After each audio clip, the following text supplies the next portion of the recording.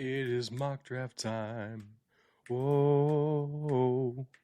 It is mock draft. If you want to see a mock draft live, then I have good news for you tonight.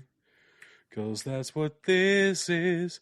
It's called a solo mock draft, and it is happening right now, you guys. Whoa. It is mock draft time. Whoa. It is mock draft. Let's make picks for every single team. It's a real mock draft, not just a dream. We're live on Twitch and later on podcast platforms. This is a first round solo mock draft. Whoa. It is mock draft time. Whoa.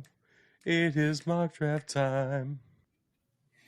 That is correct, folks. It is mock draft time here at the Big Dudes in the Trenches, or I guess today, the singular big dude in the trenches.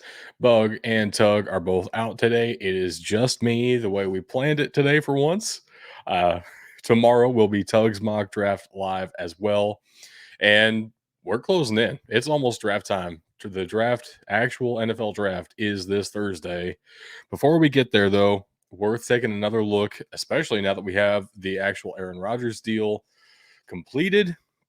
The Packers have moved up to number 13, the Jets down to number 15, and the Jets have a quarterback. So, how does that change things? Let's go ahead and jump into my solo mock draft here, which,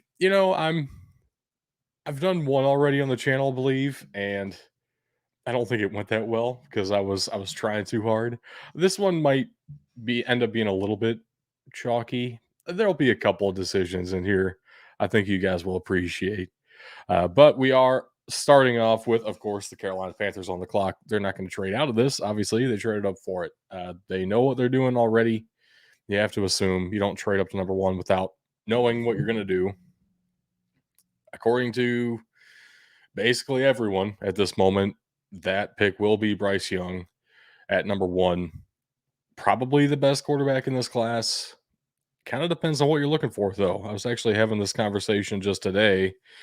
Bryce Young is a playmaker. You're not exactly getting that playmaking ability with CJ Stroud. You're probably getting a better pure passer with CJ Stroud.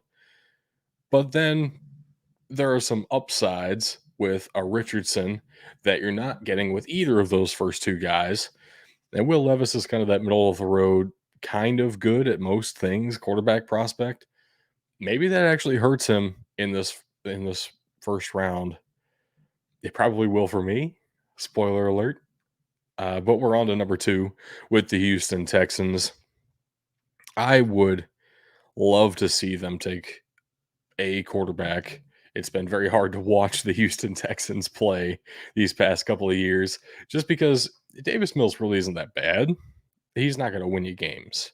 I think everyone kind of accepts that at this point. Everyone on the outside looking in says they need a quarterback.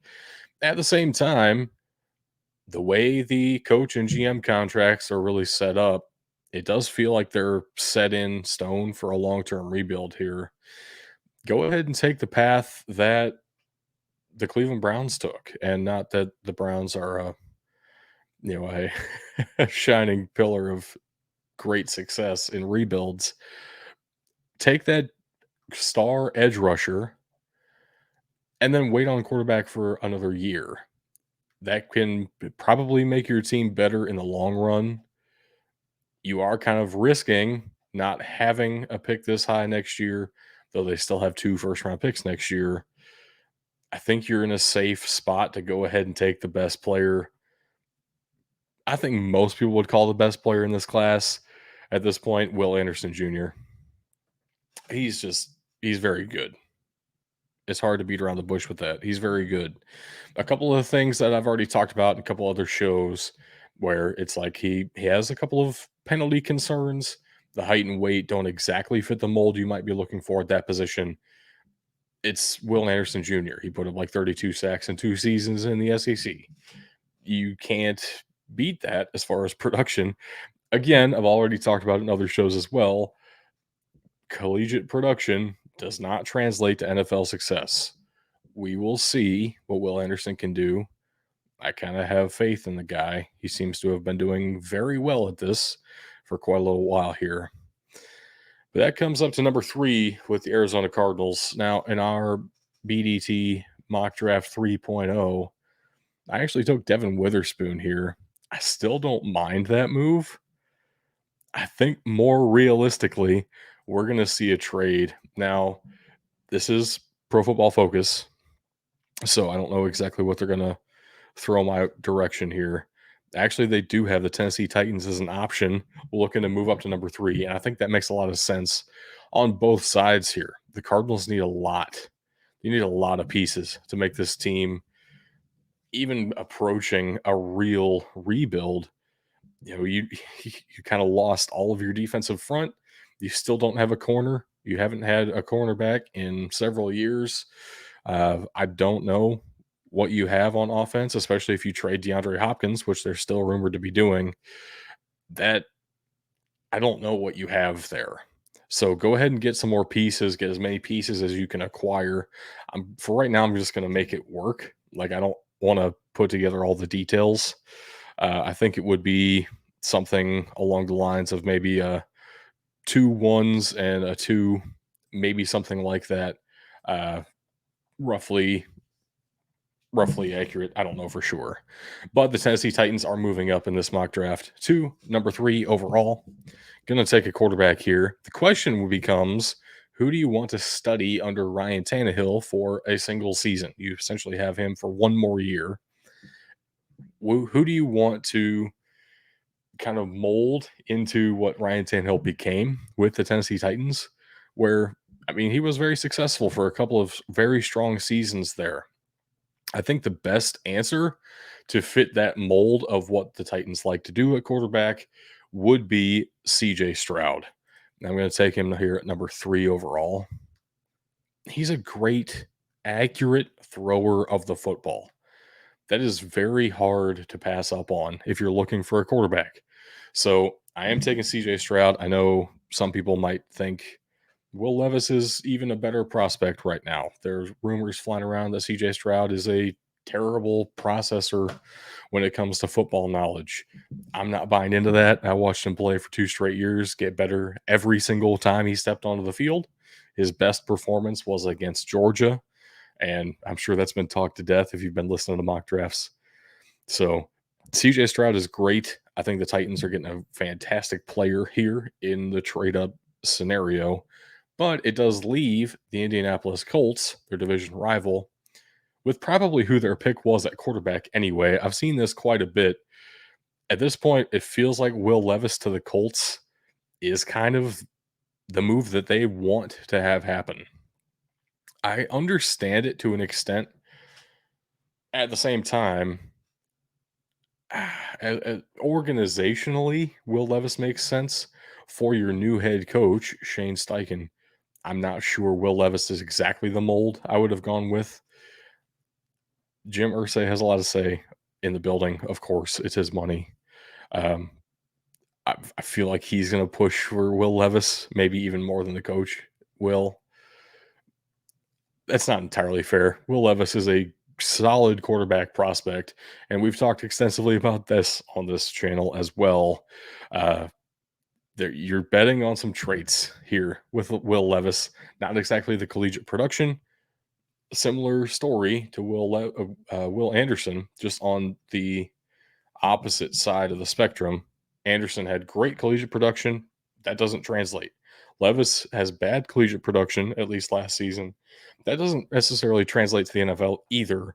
It's more about traits, what you can coach, what you're looking for in a prospect. It matters what situation these guys go to. Will Levis kind of feels like a Colt to me. Uh, Makes sense. And in this scenario, they are going with Will Levis. That leaves the Seattle Seahawks at number 5 with almost everybody on the board that they could have asked for. Of course, they would have loved to go Anderson Jr. if he were available here. That is not the case. Went at number 2 overall. There are some options here that I don't think the Seahawks are the kind of team to bite on. You do need a corner. They don't really like drafting corners in the first round. They could use some help on the interior of that offensive line.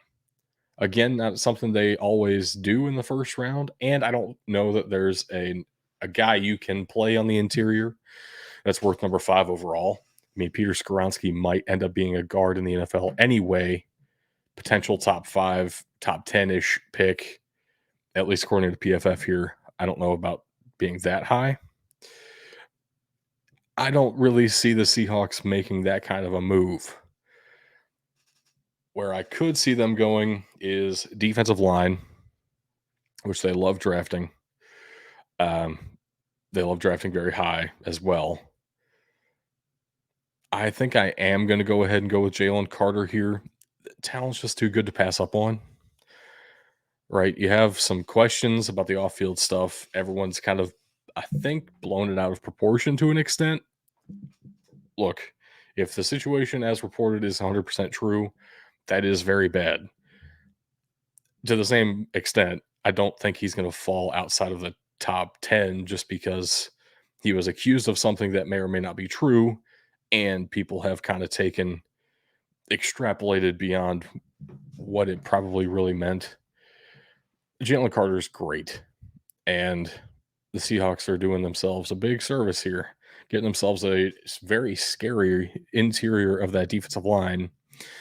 Now with Draymond Jones and Jalen Carter, that's pretty solid on both run and pass defense on the interior of your defensive line. You can't pass on that. Number 6 here, the Detroit Lions. I am going to go corner here, and it is going to be Christian Gonzalez. I know I've gone back and forth a couple of mocks here, whether I have Witherspoon or Gonzalez higher.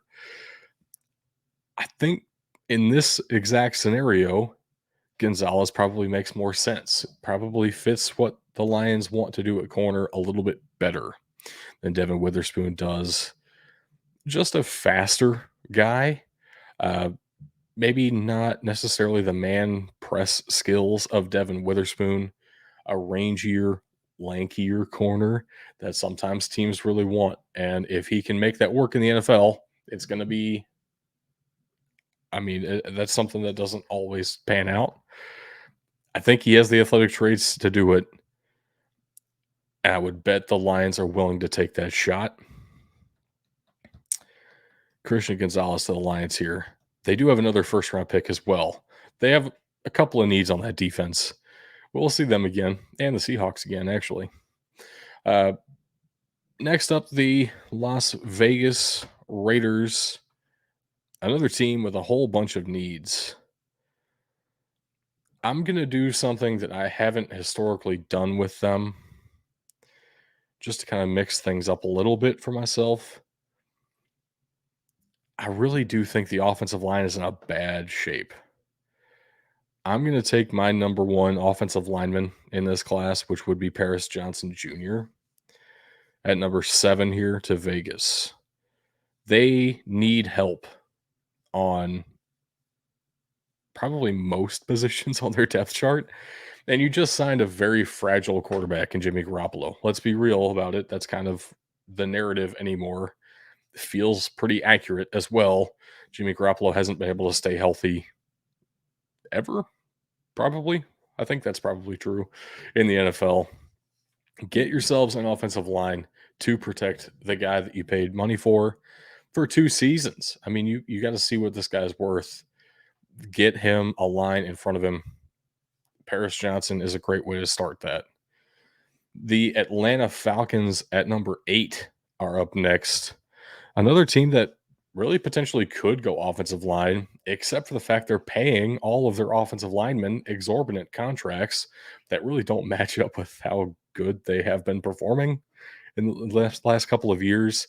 A bad spot for Atlanta. Also a little bit underrated.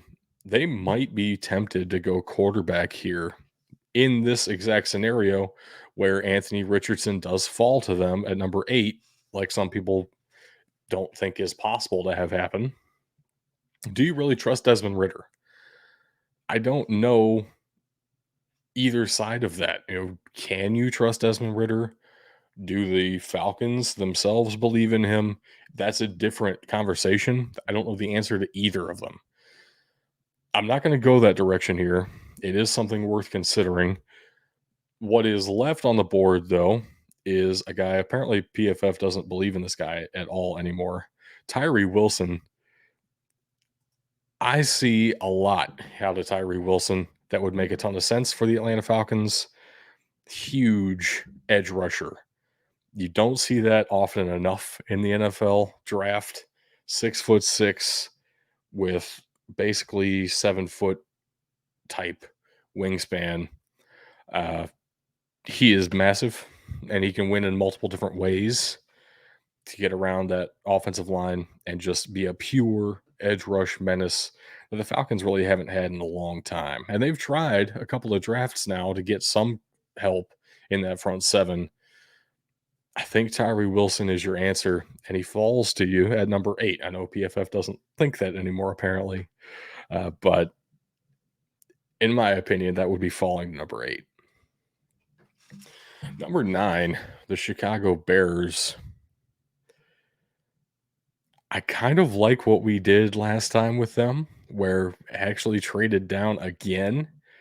Very unlikely. I don't know if it's actually in the realm of possibility to make that happen. Oh man, it'd be fun though. I am going to go ahead and take the safe pick here. Peter Skoronsky out of Northwestern. Keep him at home in Chicago. Peter Skoronsky can be a very good tackle for you.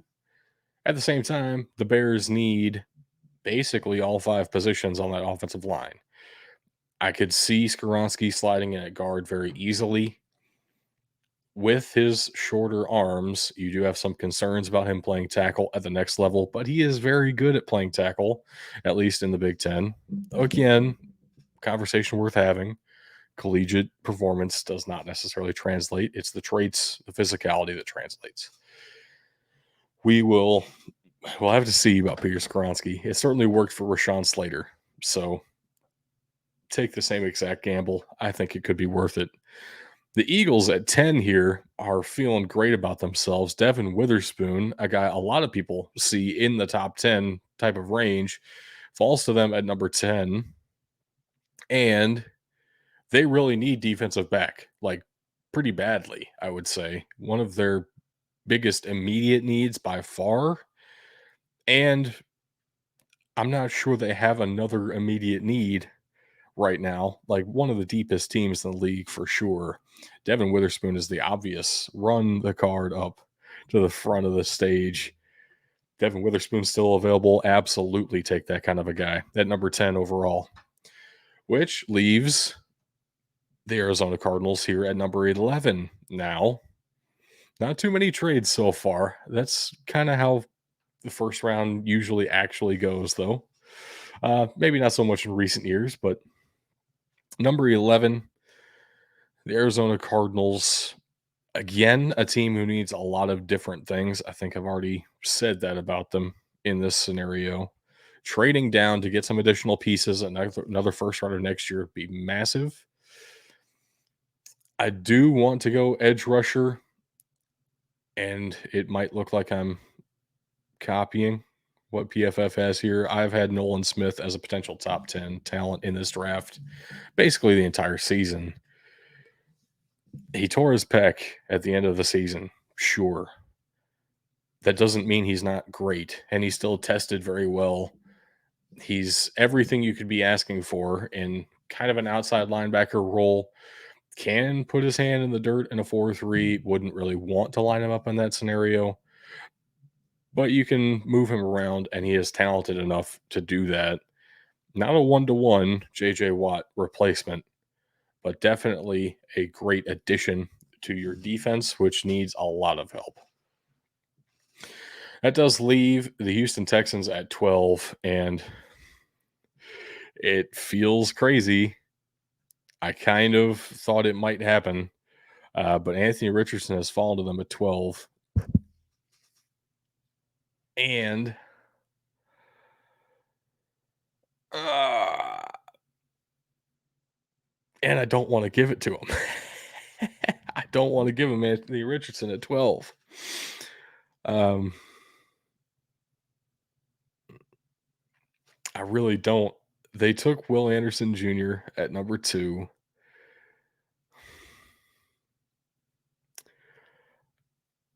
I think I think I'm gonna beef up this defensive front. This is gonna be a very intimidating front seven right now. I'm gonna take Lucas Van Ness here at number 12. That's 2 edge rushers in the first 12 picks for the Houston Texans. That is a way to reform your defense, really change things up here. That feels wild to me. Leave a comment about that one. It felt right in the moment. I had to. Uh, the Green Bay Packers are on the clock. Now, sans Aaron Rodgers, they move up 2 picks. They are not drafting a quarterback. They have their guy, Jordan Love, who has looked very good in spot duty for the Packers. Not like he's played that often, but when he has looked pretty dang good doing so. I'm sure the Vikings would love to be able to try to trade up and get their guy, Anthony Richardson, quarterback of the future. There's 0% chance the Green Bay Packers are allowing that to happen, but I definitely could see a trade with the Tampa Bay Buccaneers, who is actually the team that is being recommended to me to trade with. I'm not going to really try to make the details perfect here. I don't know. Probably sure, let's just do a first and a second. The Packers move down 6 spots and pick up a second rounder. That would be massive. And the Buccaneers trade all the way up to number 13 here to get themselves an actual quarterback on the roster. I'm sorry, Baker Mayfield. I thought you used to be good. I guess used to be is the correct word there, or string of words, depending. Yeah, get them a quarterback on the roster to compete with another Florida product that they have and Baker Mayfield. It could be a very fascinating room. I'm not sure who actually comes out of that and starts week 1. Probably not Anthony Richardson, actually. Probably would be Baker Mayfield still. But you get Anthony Richardson in a situation where he can learn a little bit, take a step back, realize it might be a year away from him being a legitimate starter for you. Trade up, get your guy. Number 14, the New England Patriots are on the clock. I have seen a couple of rumors about this, and I've never done it, and I've not seen any other mock drafts that have actually pulled the trigger on this. I also don't really buy it, but it would be so much fun. The New England Patriots are rumored to be interested in Bijan Robinson. Again, that's not a very Patriots move of them. I don't know if I really truly believe it right now, but man, would that be wild and sure would be a great way to support your young quarterback who seems like he needs some help after last season. I'm going to go ahead and do it. Bijan Robinson to the New England Patriots at number 14 overall. Again, didn't come out of nowhere. I have seen this kind of swirling around that there is a connection there. The front office being Bill Belichick and only Bill Belichick seems to legitimately be interested.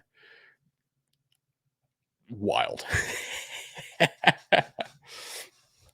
And the New York Jets are on the clock at number 15. Got themselves Aaron Rodgers. They are without Elijah Cooks now. Went to that name sounds wrong. I'm sorry. Anyway, traded him to the Cleveland Browns for another second round pick. So they do still have a second rounder. One of those second rounders they had, though, also went in the deal for Aaron Rodgers. So paring down a little bit. Number 15, number 43 now, I believe, in this year, and probably without their first rounder next year. Need to hit on this pick. This is a very important pick for the New York Jets. If they want to be competitive this season, you got to get this right. The only question I have about this offense is the offensive line. Do you believe Mekhi Becton can stay healthy? Do you believe Elijah Vera Tucker can actually move outside to tackle if you need him to and play that role well enough? I'm not sure I believe in either of those things. And you're not in a range to go after your defensive needs. I am going to go offensive line here. It is going to be a tackle. It's also not going to be Broderick Jones, just because I think they're going to want a little bit more of a polished prospect to help Aaron Rodgers immediately, which means I'm going to go ahead and take Anton Harrison here at number 15, which seems high. I know a lot of people have Broderick Jones, and I've said it before. Broderick Jones potentially could be the first tackle taken in this class. Could very easily see that happening. For the specific team fit, I kind of like Anton Harrison in this spot instead of Broderick Jones. I'm not as high on Darnell Wright as some either. Yeah, let's get a legitimate left tackle there. And that brings up the Washington Commanders at number 16. They need a lot of things. I'm sure they were on the phones as well, trying to move up and get the sliding Anthony Richardson. Maybe not as good of a package offered. Maybe the new owner just kind of doesn't want to risk those assets, holds the GM to hold back. Maybe could see a lot of weird different scenarios like that potentially happening. Whatever you want to go with in your head. Oof, goodness. I spent all that time explaining myself, and now I don't have a pick lined up. I really do want to go defense here in some capacity. That defensive back group is pretty bad. The front seven is solid, and you've been drafting that position pretty heavily for the past several years now. I would say defensive back is the move. I'm going to go ahead and take Joey Porter Jr. here at 16, which feels high to me personally. I know a lot of people don't think that would be too high. I don't trust his zone coverage. And how often are you going to play man-to-man press coverage? That's something you can scheme up at the collegiate level. Just follow a guy, press every single play. I'm not sure you can do that as well in the NFL, and I'm not sure Joey Porter Jr. can keep up with that in the NFL, right? It's a different level of receiver threat, too. I'm sure Steelers fans in this scenario would be pretty pissed. I don't think that's the worst thing in the world to happen to the Steelers. They have a much bigger need, in my eyes, which is offensive line. Yet again, I am going to go ahead and take Broderick Jones here. This would be kind of a perfect fit for Broderick Jones. Athletic, huge, has that toughness, that attitude Steelers really look for. I can imagine Broderick Jones being a staple of the Pittsburgh Steelers for a good 10, 15 years here. Like, legitimately, assuming he develops into what we expect he can be, he is a little bit raw still. The Steelers are getting a great, great prospect here for sure. Now back to the Detroit Lions at 18. They took a corner, Christian Gonzalez, earlier. I want to do something I haven't done in quite a while, and I think does make a little bit of sense for them. You go ahead and take Michael Mayer to the Detroit Lions. They traded away TJ Hawkinson kind of because they didn't want to pay him. I get it. You've also lost something that made your offense work pretty well there in a tight end. I normally go defensive 2 defensive picks in the first round for the Lions. I think Michael Mayer could make sense in that offense, could make that offense very fun. Just an added weapon for Jared Goff, who you're really looking to give 1 or 2 more seasons. Yeah, why not? Michael Mayer could be very fun for Detroit. And that does bring up the Green Bay Packers at 19. It would be so Green Bay Packers of them to not take anybody on the offensive side of the ball here, which is what I think I'm going to do just because it is so Green Bay Packers of them.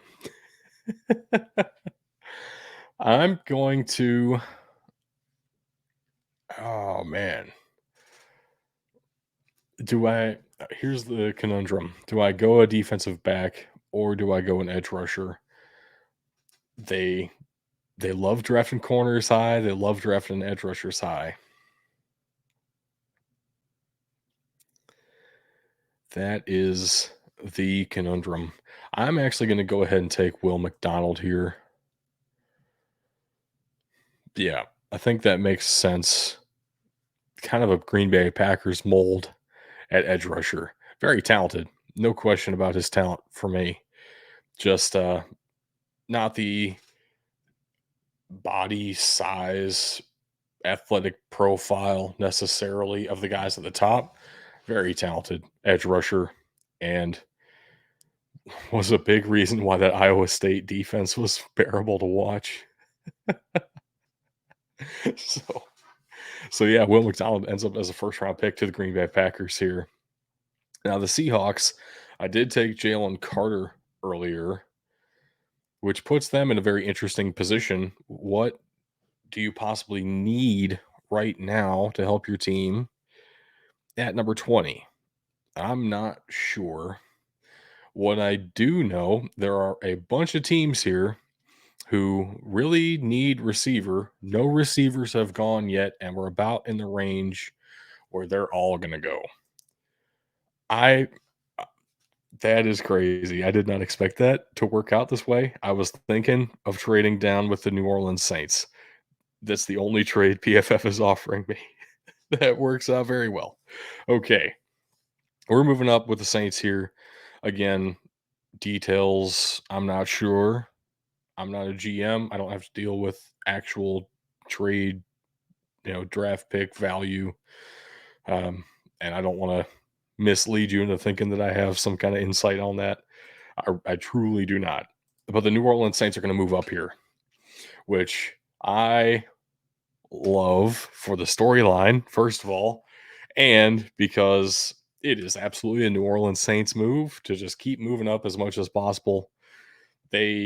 There's no shot they pick at number 29 actually on Thursday. Like as close to a 0% chance as you can make it when they are sitting at number 29 right now.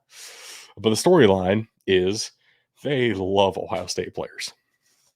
Wide receivers specifically. Michael Thomas, Chris Olave already on that roster.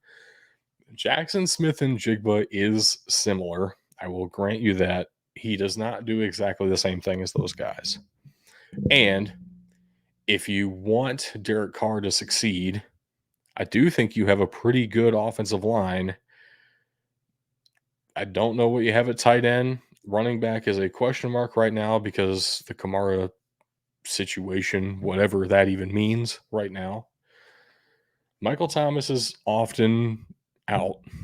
Chris Olave is kind of a medium route guy. Jackson Smith and Jigba adds some things that you don't necessarily have right now. Even though, again, I'll grant you Chris Olave is a relatively similar style player. They don't do the same thing. Multiple weapons in a range that Derek Carr is comfortable with. I don't need a speed guy who can run 60 yards because Derek Carr can't throw that. I'm going to give him Jackson Smith and Jigba. I am kind of justifying the storyline. It is also very fun. Deal with it. That takes us to the LA Chargers at number 21. There are a ton of players left on this board who are absolutely worth a first round pick. Oh man, I am going to leave off so many guys that I would love to see taken in the first round. That's just how the draft works. Number 21 here, it has been talked about quite a bit that you could use some help in that receiving core. I also could see them taking a defensive back, and with Deontay Banks falling like this, getting that speed and that leadership and that just experience at corner. I know he's going to be a rookie, but playing starting 4 years at Maryland, I believe, truly a captain of that defense, really understood the scheme. Getting that kind of understanding of the game into that defense, I think could help you a lot. And I don't really trust your cornerback room, at least your depth. Let's go ahead and take Deontay Banks here to the LA Chargers, which leaves the Baltimore Ravens in an interesting spot because I think if Banks falls to 22, he's absolutely going to stay in state there. But the Ravens have a couple of more needs, not just corner. I could go edge rusher here. Absolutely could. Absolutely could. Again, similar to the Packers, not exactly a destination for wide receivers. Not something they like to do. I I'm gonna do one of the most Ravens things I can think of, and just take the guy that I like, even though nobody else might think he's worthy of this range. This is going to sound crazy to a lot of you. I'm going to take Derek Hall here at number 22. We see reaches like this. It's not out of the question for most media circles to think a guy's worth a third round pick and end up going in the first round. It does happen. And Derek Hall's fantastic. Huge edge rusher, defensive end to the max, a real Calais Campbell replacement, basically 1-to-1, just without the NFL experience. That could be a very fun fit for the Baltimore Ravens. I don't think the fans would like that very much. If you're a Ravens fan, let me know what you think about that move, because I do kind of feel like that's a Ravens pick as well. Like, just they have a guy in mind. They don't care what you think. They're gonna figure it out. That does bring up the Minnesota Vikings at 23. I've heard quite a bit of rumors at this point. They are a potential landing spot for Hendon Hooker. They really are. I know we kind of did that in our mock draft 3.0 as well. I don't really want to do that at number 23, though. Like, it's, to some point, I have to step in and say, if I'm running the team here in this mock draft scenario, I would definitely not do that. So I'm not going to. I don't have to. Don't make me. You can't. Number 23 here with the Minnesota Vikings. I'm going to go ahead and take Quentin Johnston. That pairing of Quentin Johnston and one of the best receivers in the entire NFL right now, on the other side of him, could be very fun. Justin Jefferson is not as tall as Quentin Johnston, probably plays bigger, though. Quentin Johnston kind of plays a little bit smaller than he actually is. I don't believe Quentin Johnston to be as great of a deep threat as Justin Jefferson is, though he has that potential to be.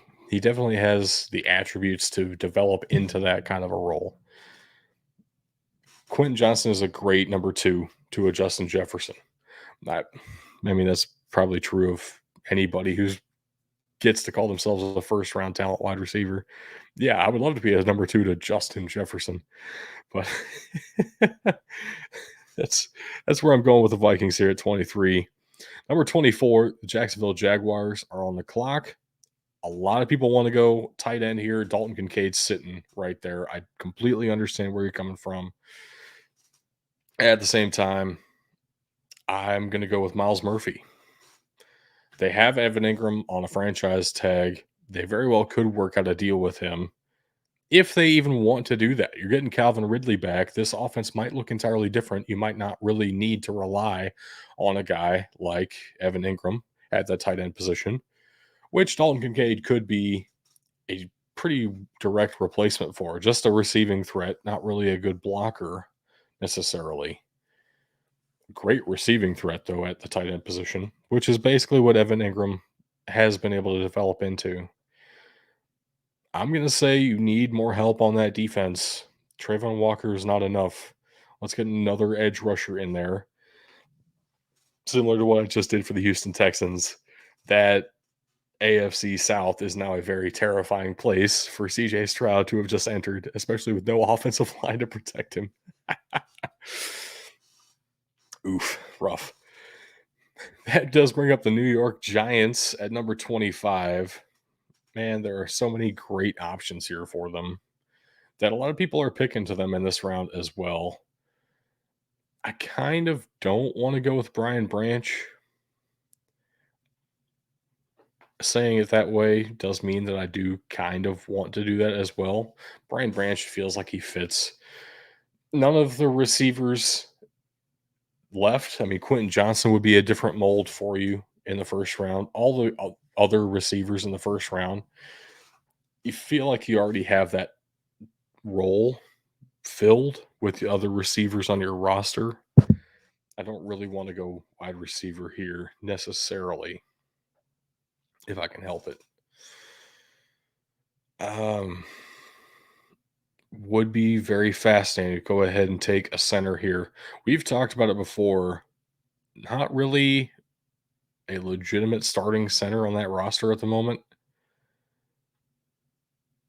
I could see that happening.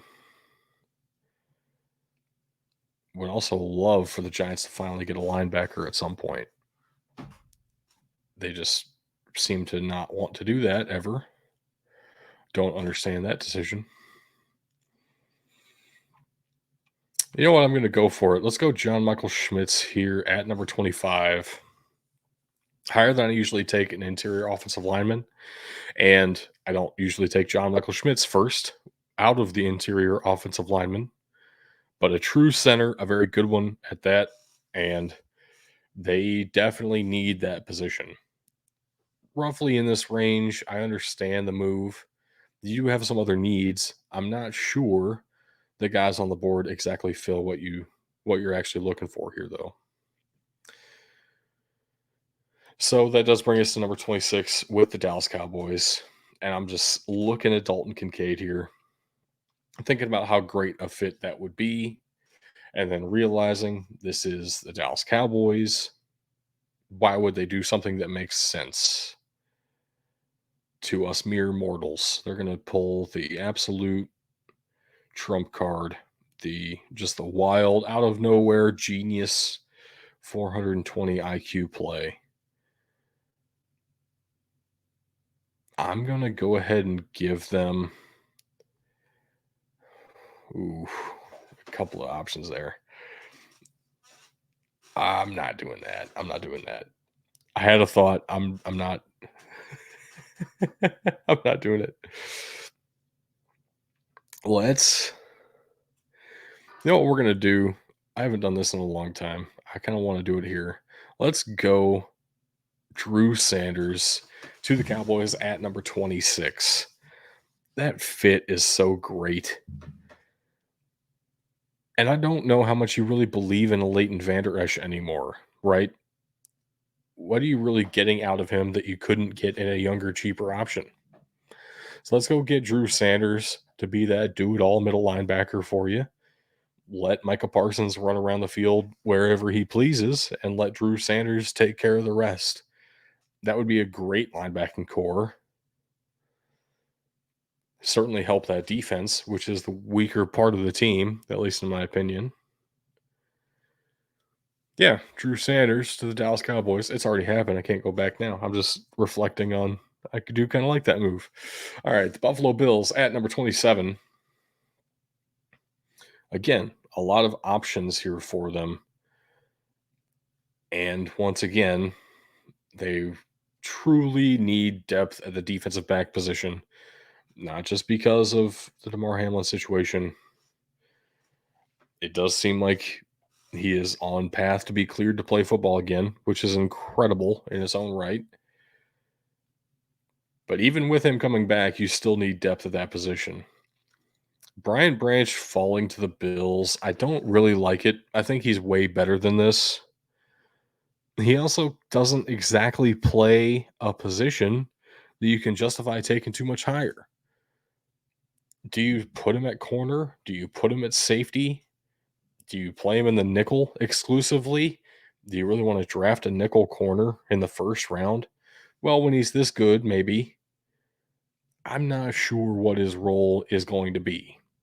If you draft a guy like this, you better have a plan in mind. It feels like the Bills coaching staff is smart enough to figure that out. Give them the challenge of figuring out what to do with one of the best players in this entire class. And I'm sure they'll be happy with that. The Cincinnati Bengals are on the clock. This is a fantastic Kalijah Cansey position. I'm going to go ahead and do that here. I know they need tight end. They kind of need offensive line still, even though they did just get Orlando Brown Jr. Yeah, Kalijah Cansey is probably more of a Bengals type pick here. They do need help on that defensive line. I really do think Kalijah Cansey is pretty good. And you have like 4 tight ends on the roster now. Not sure what you're really going to do with that position just yet, but why add more confusion to that if you don't have to, right? So let's go ahead and take Kalijah Cansey at 28 to the Cincinnati Bengals. Only 3 picks left here. 29, the Seattle Seahawks traded down and are now picking at number 29. Now, Jalen Carter plus what? I think at this point, you're in the range to go ahead and get an offensive lineman, which you still definitely need. I would love to see them get an interior offensive lineman in this draft somewhere. Osiris Torrance this is exactly the range. I would love to be able to find him, and he fits. He is a big, nasty player who can play guard for you at a very high level. That is something the Seahawks haven't had basically since their Super Bowl runs. They haven't had that kind of offensive line. So get yourselves together on the trenches. You can go far, as Tug always says, in a very different way at the end of every show that he's on. Yeah, tell him that's his new quote. Rephrased his quote for him. So the Philadelphia Eagles, I took Devin Witherspoon at number 10, and now sitting here at number 30. There are plenty of options here to choose from. And I do kind of want to go defensive line. Seems like a very Eagles move. And there are some good ones.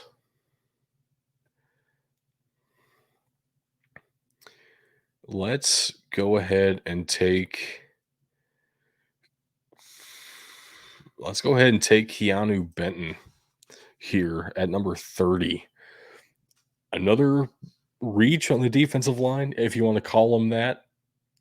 I know I had Derek Hall and now Keanu Benton going in the first round. A little bit unusual. I love Keanu Benton. I think he's phenomenal.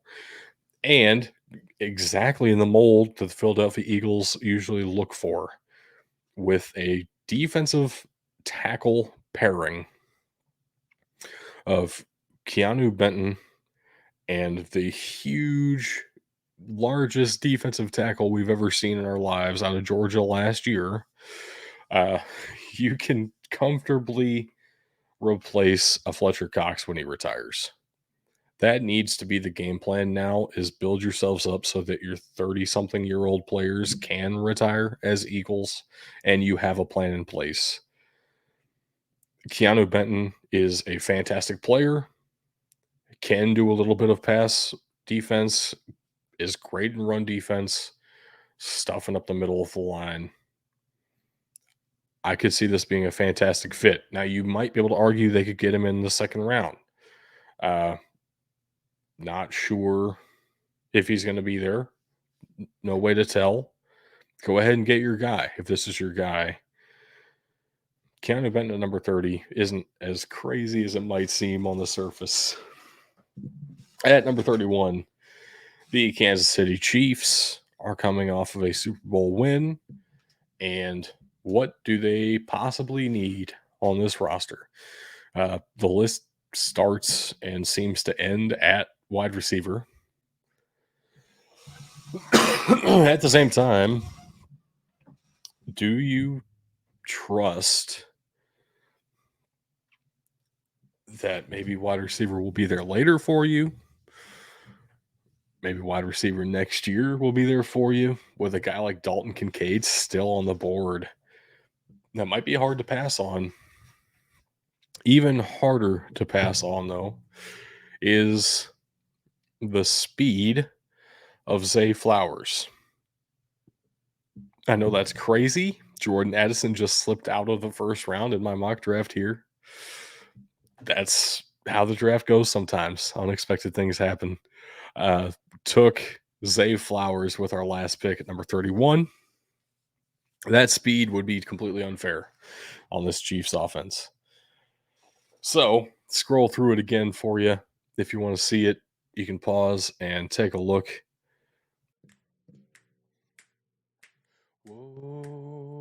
Whoa, it is mock draft time. Whoa, it is mock draft. If you want to see a mock draft live, then I have good news for you tonight. 'Cause that's what this is. It's called a solo mock draft, and it is happening right now, you guys. Whoa, it is mock draft time. Whoa, it is mock draft. Let's make picks for every single team. It's a real mock draft, not just a dream. We're live on Twitch and later on podcast platforms. This is a first round solo mock draft. Whoa, it is mock draft time. Whoa, it is mock draft time. How's it going, ladies and gentlemen? Welcome to my edition of a round one solo mock draft. I know Doug went yesterday. I will have everyone know I stayed clear of it just so that it doesn't affect the way I draft today. I'm not going to go into any trades. Let's just jump right on into it and have some fun here. Once again, we are starting with PFF as our mock draft database for this. I'm going to make the picks, guys. I'll talk about them a little bit, and then we'll get into it after. Ideally, number one, I know there's now rumors about the Carolina Panthers looking into Will Levis. I don't buy into those. I think those are just draft smoke coming from the agents. I think Bryce Young is going to the Carolina Panthers at number one overall, and I do not see that changing at this time. One of the big questions, though, is where does Houston go if they don't trade out of number two when it sounds like they've been sold on Bryce Young the entire time? Do they go after CJ Stroud here? Do they just draft away from that? Looking at them, they have a lot of team needs. I don't think QB is their biggest team need like it is, but I don't think they need to solve that this year. So they've got time. Where I'm looking for them, though, is I think they're going to go after the best edge in the class, which through the process has become Tyree Wilson edge out of Texas Tech. I've got the Texans taking Tyree Wilson, keeping him in Texas at number 2, which makes this pick real easy for the Cardinals. Cardinals are looking at this and they're happy. They still have the most productive edge from college in this year's draft, sitting there at number 3. He's still on the board. They're going to be happy with that. They're going to take Will Anderson Jr. Now, the Colts are very interesting. I don't think they would have expected to have an option of effectively 3 quarterbacks here. You've got CJ Stroud on the board, Will Levis on the board, and then Anthony Richardson on the board. I don't think they know which way they want to go with this right now. With that, I think they're going to take the best available, which to me at this point, you're going to take the pure passer out of as CJ Stroud at number 4 overall.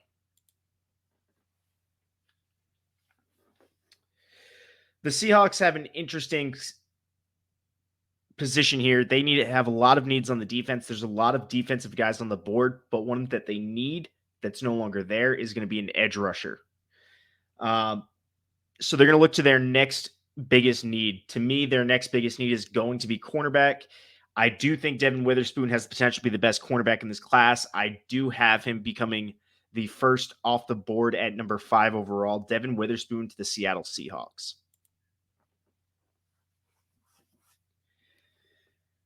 The Texans also have a ton of need, or I'm sorry, the Lions have a ton of needs right now. I also think they desperately need some cornerback. I know they're trying to bolster that up. I still think they're going to look corner here, so we're going to stick with the corners. And we're going to take Christian Gonzalez out of Oregon at number 6 overall.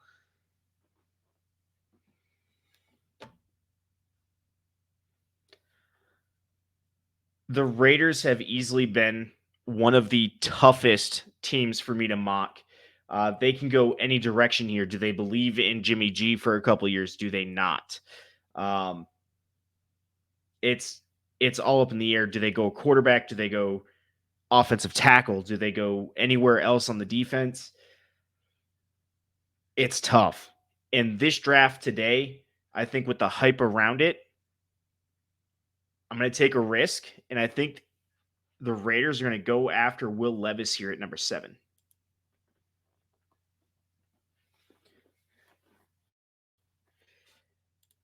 Atlanta is another one of those teams that desperately needs an edge rusher, desperately needs a cornerback, desperately needs defense.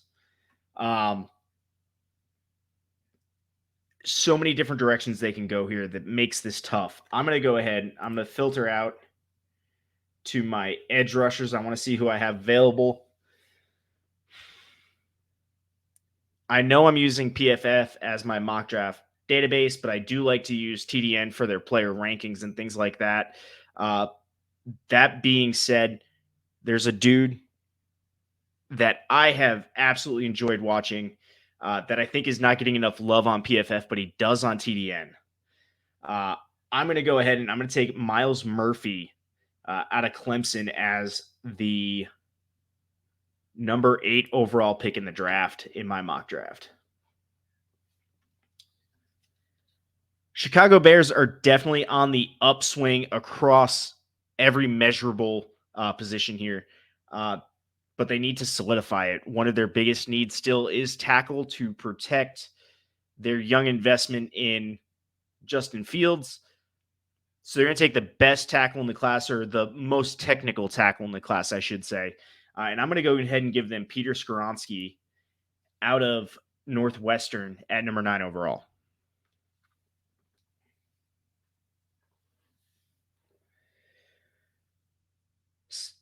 Philadelphia always presents an interesting choice here. They have a ton of options.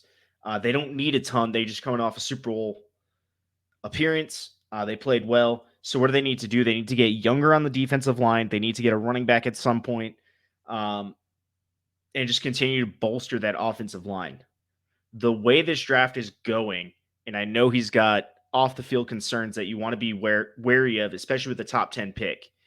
But you have a year to get that figured out here, and I think this fits to replace Fletcher Cox. So I'm going to go ahead and go Jalen Carter comes off the board at number 10 to the Philadelphia Eagles. He is easily the best interior defensive lineman in the class, the best defensive tackle in the class. So picking him up at number 10 and getting his skill set there is amazing. It's amazing value for the Eagles here.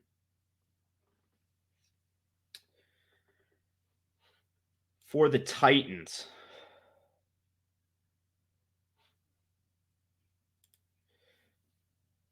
This is a really interesting pick. I know a lot of people have the Titans going every which direction, but if something special falls into your lap at number 11, you go ahead and you take him without questions. Uh, and I think that's what happened here. There's a lot of potential in the quarterbacks in the with the quarterbacks on this board. And I think there's something special about Anthony Richardson. I think that the Titans are going to love that. They're trying to get away from Tannehill. They don't believe, and I believe it's Malik Willis. Um, so I'm going to go ahead and I'm going to take Anthony Richardson off the board at 11, send him to the Titans, and give them their quarterback of the future. All right, the Texans are back with so many team needs. So many team needs. We went edge with their first pick and their second pick. This is a little bit earlier than I usually do this, but if you're going to try and wait a year for a quarterback, you might as well start getting the weapons you need now. I like this fit. It's a little bit earlier than I would like to go this way, but getting this speed on this offense is going to be absolutely massive. So with this pick, I'm going to take Jackson Smith and Jigba to the Houston Texans at number 12 overall.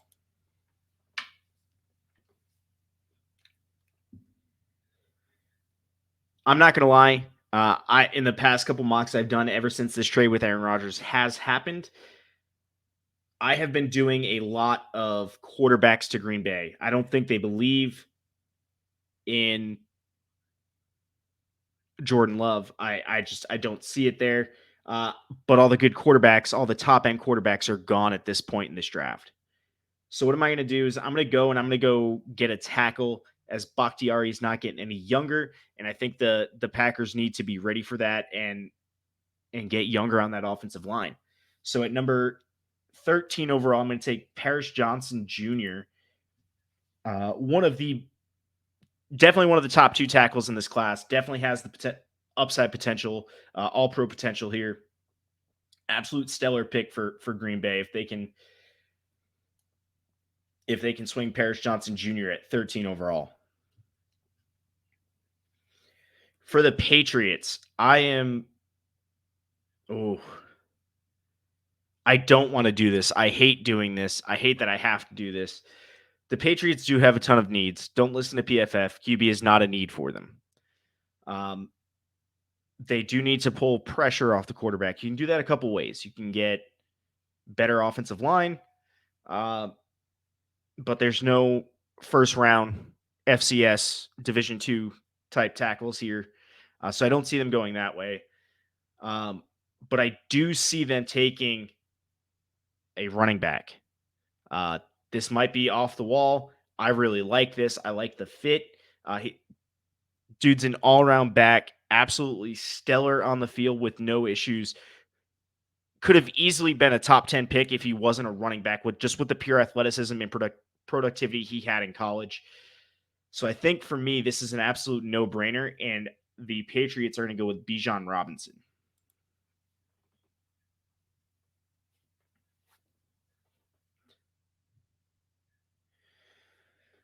I have done this a few times with the Jets. I'm going to stick with it. I do think they need to go get a tackle. Look, Mekhi Becton is fantastic, but he's not always available. So if you get another rotational piece in there, maybe one that can play any position on the line, you're going to be doing pretty well with that. I really like the fit. I think it's great. I think he's got the upside you're looking for. So I'm going to go ahead and at 15 overall, the Jets are going to select Broderick Jones out of Georgia.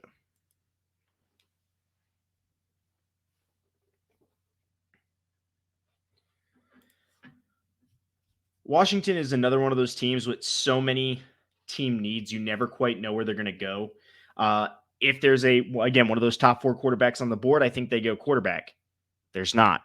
What are their biggest needs, in my opinion? I'm looking at it. Offensive tackle, again, not really anything on the board right now for them in this range. Cornerback, I'll talk about that in a second. And then tight end, I just don't think the Washington Commanders are the team to spend a first-round pick on a tight end. I don't see that happening. So I'm going to go ahead and I am going to look at the cornerback, and there are a couple on here that I really like that I think are fantastic fits for the Washington Commanders here. Uh, but the one that you're going to look for is the one that makes the plays. Uh, Currently on this list, the one that is making the plays, he doesn't have the upside athleticism, but he does have everything else you're looking for, all the tools that you're looking for. I'm going to go ahead and select Joey Porter Jr. to the Commanders at 16 overall. The Steelers are another team that also desperately need a cornerback. Sitting here at 17 is a tough place for them to do that, but they have options. I like it. The name that sticks out to me here is that upside athleticism with definitive pro potential. So yeah, I'm going to go ahead and select Deonte Banks. I think that matches what we did in our mock draft 3.0 in the first round a couple weeks ago. But I'm going to stick with it. We're going to go and get Deonte Banks to the Steelers at number 17 overall.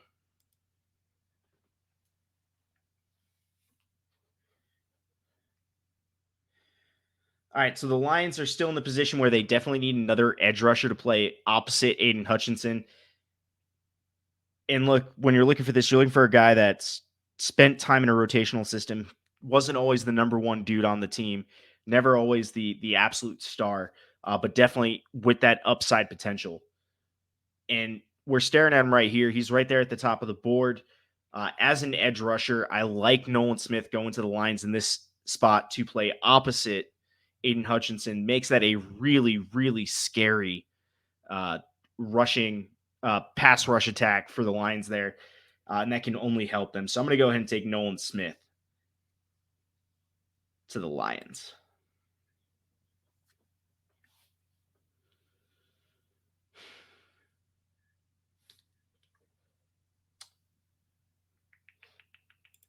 For Tampa Bay, one of their biggest team needs I see is going to be cornerback. It's going to be edge. You're going to see that theme kind of come up quite a bit. You've also got a safety need there for the Buccaneers. So you're looking for pass defense is what we're going for here. The question is, which way do we go? Do we go after Brian Branch, the top safety in the class? Do we go after Emmanuel Forbes? Who do we go after here?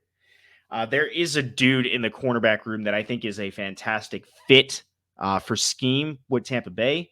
I think he's underrated, and I think that's why he slips to 19. This guy has all of the upside potential that you're looking for out of a cornerback coming into this league.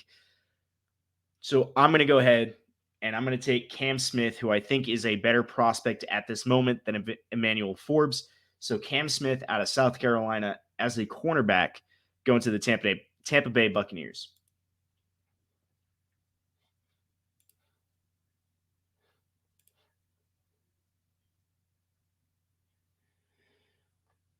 All right, so for Seattle, we have addressed their need for a cornerback. They got Devin Witherspoon. We're still looking defense here. I think that's the best option for them. You see me clicking through these. Yeah, there's a fit that I really like here. Rated as one of the better upside defensive interiors in the class. From what I have seen, from everything I've looked into, his draft stock has been rising in recent weeks. So we're going to go ahead and we're going to take Brian Brzee to Seattle to kind of lock up that defensive interior for them moving forward into 2023.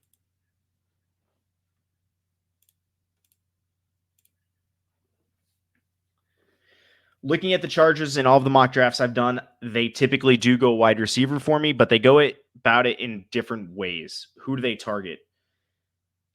Like you've got Mike Williams on the outside. I like that fit. I like somebody who can go down the field, be a physical wide receiver, and catch the ball opposite Mike Williams to help Justin Herbert out with that passing threat. There's a Quentin Johnston is the dude that fits that bill that is currently still on the board, which is a slide for him, as at one point he was considered one of the top, if not the top wide receiver prospect in the class. So for me, looking at the Chargers, I like the fit that Quentin Johnston brings. I think he fits their offense. I think he fits the system. Uh, and I think he's got everything that the Chargers are looking for in a wide receiver for their number 21 overall pick.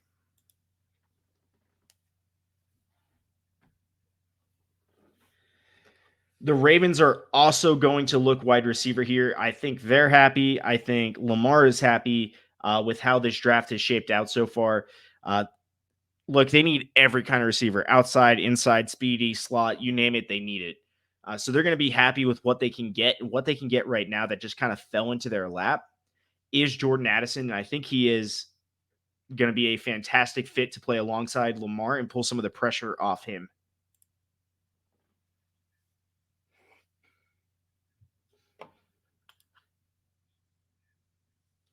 The Vikings are another tough team.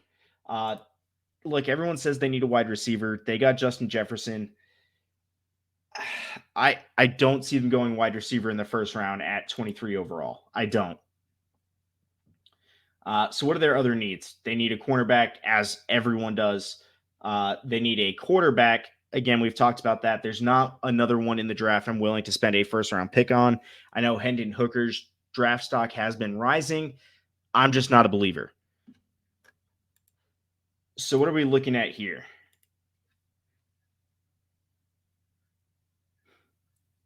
There's a dude that Doug keeps bringing up that stock has also been rising. I think we've got him.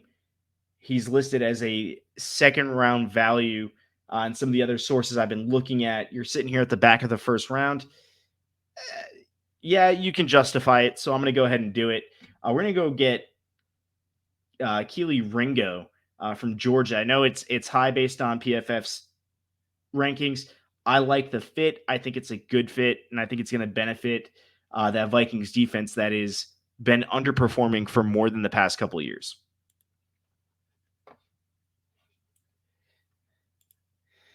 Jacksonville is always a fun team to draft. I do think their biggest need on that offense right now in this range is a tight end. So which way do we go? We've talked about this before. You get the all-around guy in Michael Mayer. You've got Dalton Kincaid and Darnell Washington as pass catchers. Which one do they like more? Like, they're trying to get more weapons for Justin Herbert just across the board. And I think the matchup nightmare that is Darnell Washington is very enticing to the Jaguars. I know I've done this before. I'm going to stick with it, but I'm going to go ahead and Darnell Washington to the Jags at 24 overall.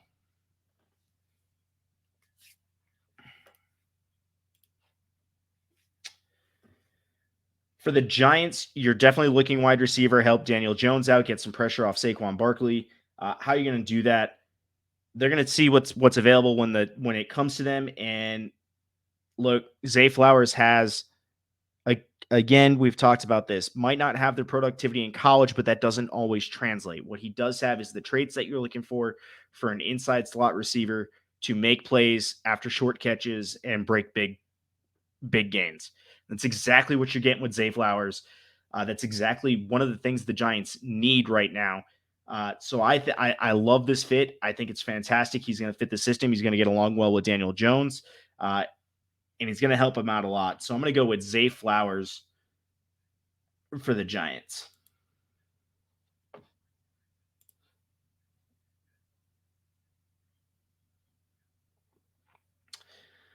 Dallas needs a lot of interior and exterior. So, yeah, interior linemen, whether it's offensive or defensive, they need a lot of. They need a running back. They need a wide receiver. They need a lot.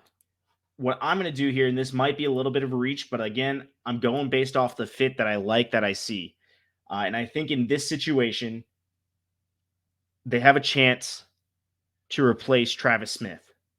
I believe that's his name. If not, the guys will yell at me and correct me when I'm wrong. But you get a chance to replace your guard. You get two side guard potential out of Osiris Torrance, and you get the top interior offensive lineman in the draft. I like the fit here. So I'm going to go with Osiris Torrance.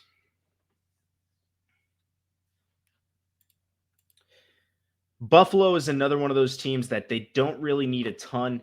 I think they're a little bit disappointed that Torrance just came off the board right before them.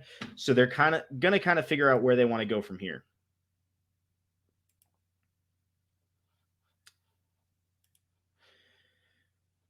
Their biggest team needs, based on my evaluation and some other things that I've looked at, are going to be interior offensive line. We just had Osiris Torrance go off the board, so that's going to be a no-go. They need wide receiver. Again, we're getting near the end of what's worth it in the first round, so that's a no-go. Interior defensive line, maybe. But the big one here, we haven't had one go off the board yet. This is the direction I'm going to go with the Bills here. They're going to look at the linebackers. And they're going to take that linebacker that is all over the field, making all of the tackles and making the defense look good, but can also play coverage when needed. On that evaluation, I love how Drew Sanders fits in with the Buffalo Bills. I can't say it enough. He is the type of linebacker that the Buffalo Bills need in order to continue their success and continue to stay on top of the AFC East. The rest of the teams are crawling back. It's going to happen, but getting that linebacker is going to help them a ton, especially when it comes into run stopping and then pass coverage from the linebacking core. For me, the Bengals, I think this is a no-brainer. I've said that quite a bit in the first round, but that's because that's how I made a lot of these picks, to be honest with you guys, is I'm going off my initial instincts. There's no doubt that the biggest need for the Bengals is offensive line and defensive secondary. Offensive line, if you go grab it now, you're looking a little bit of a reach. I could go Anton Harrison. I don't like the upside I get there compared to the upside I get with Brian Branch. You get the top safety in the class, and just all the versatility he brings to the field. It's absolutely amazing that he slipped to 28. But again, based on team needs, that's how I see this going this year. Safeties are not the biggest needs this year. It's corner in the secondary, edge, and interior that seem to be the priorities for teams. So I'm going to go ahead.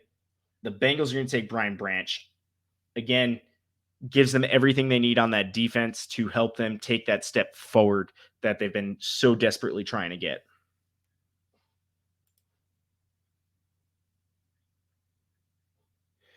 New Orleans needs a lot of defense, edge, defensive interior. So we are going to look to bolster this defensive line, this front seven here. In our other mock drafts, I think we drafted him earlier. I personally have drafted him earlier based on how those drafts were going. But he's definitely a piece you can build around. He's an every down defensive lineman. He's going to do well in New Orleans. I could go wide receiver. The issue with me going wide receiver here is, as I said, I'm not really willing, even at this point, to dip into some of the mid-round 2 guys that I have graded out. For defensive interior, though, I am more than willing to take Kalijah Kancey at 29 overall to the New Orleans Saints. And we're back to Philadelphia. Again, we're looking at a bunch of different things here.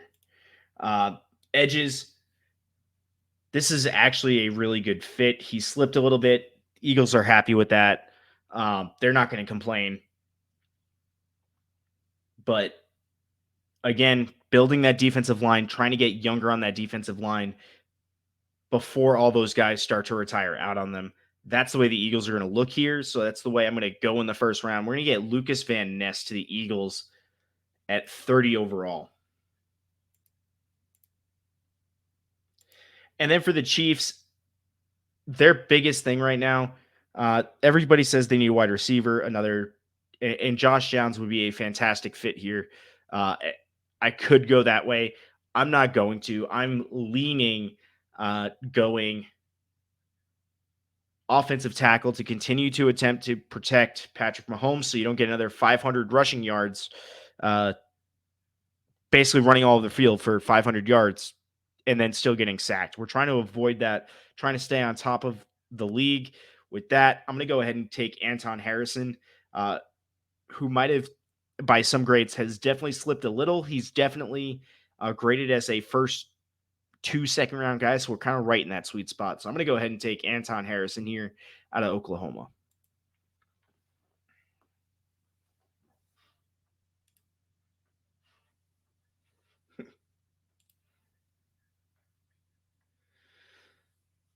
All right, guys, I will save this photo. I will get it downloaded for you guys. We'll post it up on all our social medias, which the guys will yell at me if I don't shout out. So, Doug, Bug, this is for you.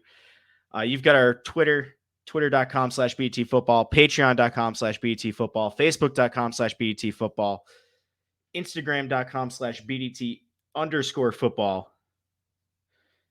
bdtfootball.com, mailbox at bdtfootball.com, youtube.com/@bigdudesinthetrenches, twitch.tv/bigdudesinthetrenches. Both of those are spelled out, no spaces. And then our Discord link will be linked below for those of you catching us after the live stream. Guys, reach out to us. Let me know how you think I did. Let me know, actually, if you like Doug's mock draft or my mock draft better. Like I said, I haven't really looked at his yet, so I don't know how similar they are. But I'm excited to see where that goes. And with that, guys, that's all I have for you. I know it's a quick one, but we had to get the mock draft out of the way before tomorrow. I'm excited. I hope you are too. We will be live again for the actual NFL draft, ready to rock, ready to roll together for what seems to be the 5 hours that is the first round. And then maybe we'll see how we feel, but maybe we go for rounds 2 and 3 on Friday. We haven't really decided, but let us know. But with that, ladies and gentlemen, thank you for watching, especially with it being just me alone. Thank you for listening, if you are listening. And just remember, you can't win a game if you can't win the trenches.